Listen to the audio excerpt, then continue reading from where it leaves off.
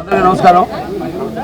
రామారావు గారి 30వ వర్ధంతి ప్రతి సంవత్సరం ఇక్కడ ఆయన గాడి దగ్గరికి రావడం, ఆ మహానుభావుని తలుచుకోవడం, ఆయనకి ఘన నివాళులు అర్పించడం, అది ఒక ఆనవాయితీగా. అంటే భూమి మీద అందరూ పుడతారు, కెడతారు, కానీ అందరూ మహానుభావులు కాలేదు. ఒక మనిషి మహోన్నత విద్యాపథంలోకి నడవాలంటే, అత్యున్నత శిఖరాలకి ఎదగాలంటే సత్సంకల్పం కావాలి, అకుంఠిత దీక్ష ఉండాలి. అంటే ఎన్నో సందర్భాల్లో చెప్పడం జరిగింది.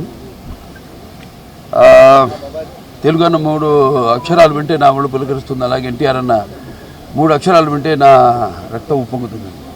ఎవరికైనా సరే, ఎందుకంటే ఆయన చరిత్ర అటువంటిది.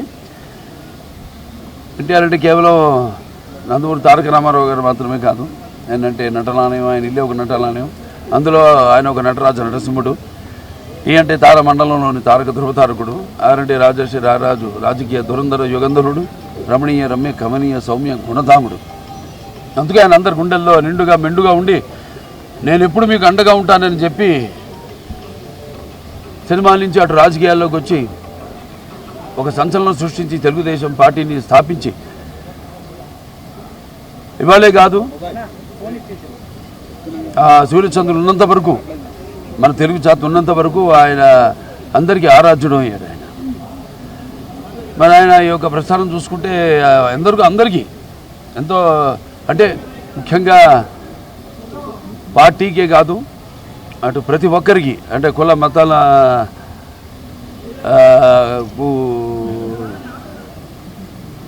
తావు లేకుండా అటు ఆయన చేసే సినిమాలు అయితేనేమి, అంటే ఒక ఆయన నటుడిగా ఆయన నటించినప్పుడు పౌరాణికాలు ప్రాణం పోసుకున్నాయి, జానపదాలు జావలీలాడాయి, అలాగే సాంఘికాలు సామాజ పరగమనాలు అయ్యాయి.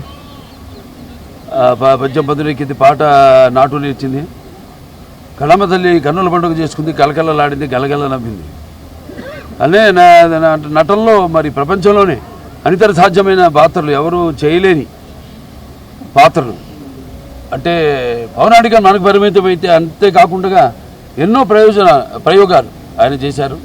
అలాగే నటనలో ఆయన ఒక నటధీశాలి, అలాగే నటనలో ప్రయోగాలు చేసిన ఒక నటనాచార్యుడు.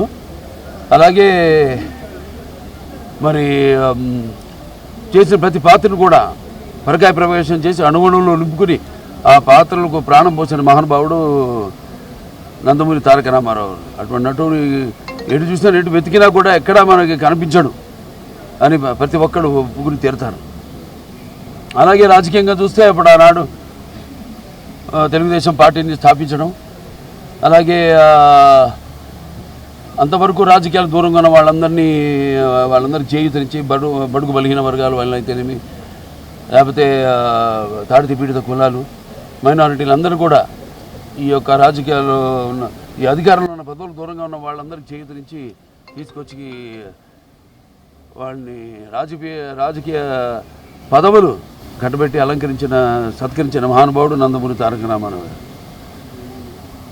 అప్పుడు ఆయన ప్రతి తెలుగు బిడ్డ, ప్రతి తెలుగు మట్టి గడ్డ కూడా నేను తెలుగువాడిని అని సగర్వంగా చెప్పుకునే దమ్ము, ధైర్యం, తెగువ, అలాగే వాళ్ళకున్న అహంకారానికి పదును పెట్టి సానబెట్టి బయటికి తీసుకొచ్చి వాళ్ళ చేత చెప్పించిన తెలుగు తేజం నందమూరి తారక రామారావు గారు. తెలుగుదేశం పార్టీ పెట్టి మరి అంతవరకు నేను చెప్పిన దూరంగా ఉన్న వాళ్ళందరినీ, కొంతమందికే పరిమితమైన రాజకీయాల్ని అందరికీ పంచిపెట్టి కట్టబెట్టి, వాళ్ళకి పదవులు కట్టబెట్టి అలంకరించిన మహానుభావుడు నందమూరి తారక రామారావు గారు. అలాగే ఆయన రాజకీయాల్లో ఆయన ప్రవేశపెట్టిన పథకాలు చూస్తే ఎంతో సాహసోపేతమైనవి, అలాగే సామాన్యులకి ఎంతో అనుకూలమైనవి, ఉపయోగకరమైనవి కూడా. అంటే ఎన్టీ రామారావు గారు రాజకీయాల్లోకి రాకముందు, వచ్చిన తర్వాత ఆయన ప్రవేశపెట్టిన పథకాలు ఇప్పటికీ కేవలం మన తెలుగు రాష్ట్రాల్లోనే కాదు, యావత్ భారతదేశంలో ప్రతి ఒక్కరు కూడా వాటిని ఆదర్శంగా తీసుకుని వాటిని ప్రవేశపెట్టి వాటిని ఆ ఫలాల్ని అందరికీ కట్టబెడుతున్నారంటే అది ఆ రామారావు గారు పుణ్యం. అందుకే నేను అంటుంటాను, ఇప్పుడు ఆయన పేదల ఆకలి బాధ తెలిసిన అన్న ఆయనే. అలాగే జనత యొక్క భవిష్యత్తుకు భరోసా ఇచ్చిన అమ్మ ఆయనే. అలాగే ఆయనకు అండగా ఉన్న మహిళలకు ఆర్థిక స్వాతంత్రాన్ని ఇచ్చిన అన్న ఆయనే ఎన్టీ రామారావు.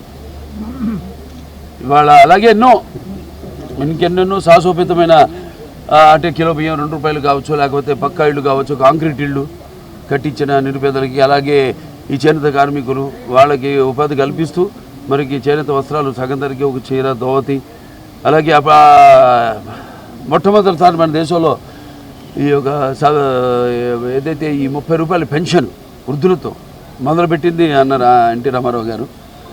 అలాగే మహిళలకు ఆస్తులు తండ్రి ఆస్తులు సమానకి అయితేనేమి, లేకపోతే వాళ్ళకు విశ్వవిద్యాలయం అయితేనేమి, తిరుపతిలో పద్మావతి విశ్వవిద్యాలయం అయితేనేమి, అలాగే మాండల అంతవరకు ఉన్న ఈ యొక్క ఏదైతే పై అధికారుల యొక్క నిర్లక్ష్యం వల్ల వాళ్ళ పైన ఉన్న ఒత్తిడి వల్ల ఏదైతే సామాన్య ప్రజలు ఇబ్బందులు పడుతున్నారో వాళ్ళందరికీ ఆనాడు ఉన్న ఈ యొక్క తాలూకాలని రద్దు చేసి ఆనాడు ఈ యొక్క మండల వ్యవస్థను తీసుకొచ్చిన మహానుభావుడు నందమూరి తారక రామారావు. అంటే ప్రజల వద్దకు పాలన తీసుకొచ్చిన మహానుభావుడు. అలాగే అభినవ భగీరథ ఆనాడు తెలుగు గంగ, అలాగే ఈ యొక్క ఏదైతే హంద్రి నివాస్ సవంతి ఉందో, లేకపోతే గాలేరు నగరి ఉందో, ఇవన్నీ కూడా ఆయన మానసిక పుత్రికలు. అలాంటివి ఎన్నో రచనలు చేసి ముందు చూపుతో రాష్ట్రం అవిభక్త ఆంధ్ర రాష్ట్రాన్ని ఎంతో అభివృద్ధి చేసి ముందుకు తీసుకెళ్ళిన మహానుభావుడు. అంతవరకు తమిళులుగా పిలువబడ్డ మనల్ని మనం తెలుగు వాళ్ళం, మన తెలుగు జాతి అనే ఒక గుర్తింపు తీసుకొచ్చిన మహానుభావుడు నందమూరి తారక రామారావు. అలాగే ఇప్పుడు ఆయన్ని స్ఫూర్తిగా తీసుకుని ఇక ముందు ఇంకా ఎంతో ప్రజల అభివృద్ధి కోసం, అభ్యున్నతి కోసం ప్రతి ఒక్క కార్యకర్త నడుం బిగించాలని కోరుకుంటూ ఆయన అంటే ఈ భూమి మీద అందరూ పుడతారు గిడతారు కానీ అందరు మహానుభావులు కాలేనని ఆయన మరి ఎప్పటికీ నేను సూర్యచంద్రులు ఉన్నంత వరకు కూడా గుర్తుండిపోతారు. అందుకే ఆయన నిరంతర ప్రజల గుండెల్లో నిత్య యవ్వన నిత్యమాన భూషణుడయ్యాడు. అలాగే నిండు గుండెల్లో శాశ్వతంగా నిలిచిపోయే నిత్యామృతాన్ని తాగిన దేవుడిగా మారాడు. అలాగే మరణం లేని చిరస్మరణీయమైన ఒక మాతృ జన్మను పొందాడు. అలాగే ఆయన ఆయనకి సాటి కానీ పోటీ కానీ రాలేని విధంగా ఎవరికి దక్కని ఒక మహత్తరమైన జన్మను ఆయన పొందాడు. సో అందుకే ఆయనకి చావు లేదు. ఆయన ఒక నిరంతరం వెలిగే ఒక మహనీయ భగవద్గీత లాంటి జన్మ నందమూరి తారక రామారావు గారు. ఈ సందర్భంగా మళ్ళీ ఒకసారి ఆయన ఒక కొడుకుగా బిడ్డలుగా పుట్టడం మా అందరి పూర్వజన్మ సుకృతం అయితే, మరి మేము మా కుటుంబమే కాదు ఇవాళ ఇంత పెద్ద కుటుంబం తెలుగు దేశం అన్నది ఇచ్చి అందరినీ అందులో కుటుంబ సభ్యులుగా చేర్చి మరి ఒక పెద్ద కుటుంబాన్ని ఇచ్చి ఈ యొక్క వారసత్వాన్ని ఈ యొక్క తెలుగుదేశం పార్టీ ఏదైతే ఈ వారసత్వం ఉందో దాన్ని ప్రతి ఒక్క కార్యకర్త భుజస్కంధాల మీద మోపి ఆయన నేను చెప్పినట్టు ఆయన ఇక స్ఫూర్తిగా తీసుకుని ఆయన పోరాట పటిమతో పోరాడి ఎన్ని అడ్డంకులు వచ్చినా తల వంచకుండా ముందుకు సాగిన ధీరోదాతుడు. అలాగే ఏదైతే తెలుగు ఎప్పుడెప్పుడు మన జాతికి ఎప్పుడెప్పుడు ఏ అవమానం జరిగినా దాన్ని ఆత్మాభిమానాన్ని కాపాడిన ధీరుడు. అలాగే తెలుగు వెలుగును ప్రపంచం నలుమూలలో ప్రసరింపజేసిన మహానుభావుడు. ఆయన్ని స్ఫూర్తిగా తీసుకుని అందరూ మనం ముందుకు వెళ్ళాలని మనస్ఫూర్తిగా కోరుకుంటూ ఆయనకి ఈ సందర్భంగా ఘన నివాళులు అర్పించుకుంటున్నాను.